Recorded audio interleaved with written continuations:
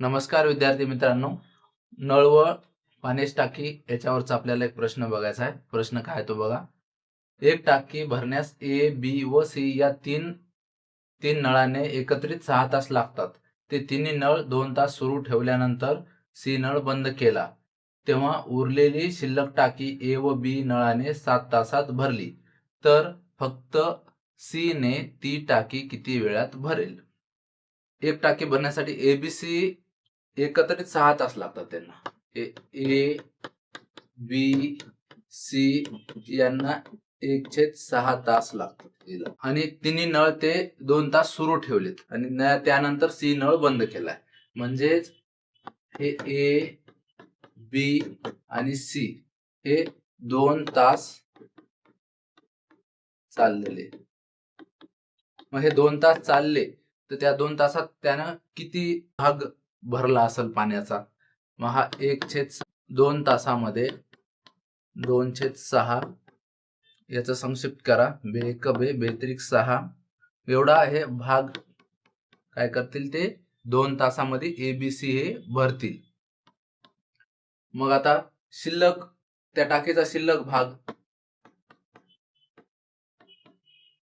भाग ती पूर्ण एक टाकी आहे, त्याच्यातून 1/3 भाग जर वजा केला 2/3 भाग शिल्लक राहील आणि ते शिल्लक भाग ए व बी हे दोघे जण करणार आहेत आणि हे 7 तासामध्ये, म्हणून ए आणि बी 2/3 भाग 7 तासात पूर्ण करतात. तर एका तासात किती करतील हे काढून घ्या अगोदर. हे व्यस्त होईल 1/7 आणि यांचा गुणाकार अंशांशाचा छेदाछेदाचा बेक बे 7×21 हे तास लागतील. सी एकटा ते काम किती वेळात करेल हे काढायचं. आपल्याला सी चं काम काढायचं, म्हणून आपल्याला हे सी चं काम करायचंय. सी चं काढण्यासाठी काय करावं लागेल? ए अधिक बी अधिक सी या एकत्रित या तिघांच्या कामातून ए अधिक बी या दोघांचं काम वजा करावं लागणार आहे. मग एबीसी मिळून ती पूर्ण काम 1/6 तासात करतात आणि ए व बी ते 2/3 काम 2/21 तासात करतात.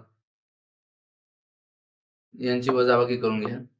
21 × 21 6 × 6 6 2 12 आणि छेदाचा गुणाकार 6×21 बरोबर.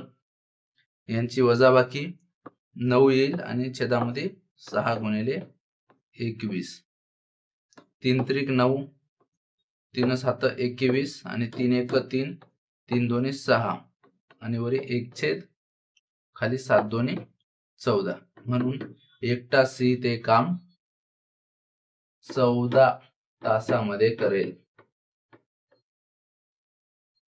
प्रश्नात पर्याय क्रमांक आपला 3. थँक्यू.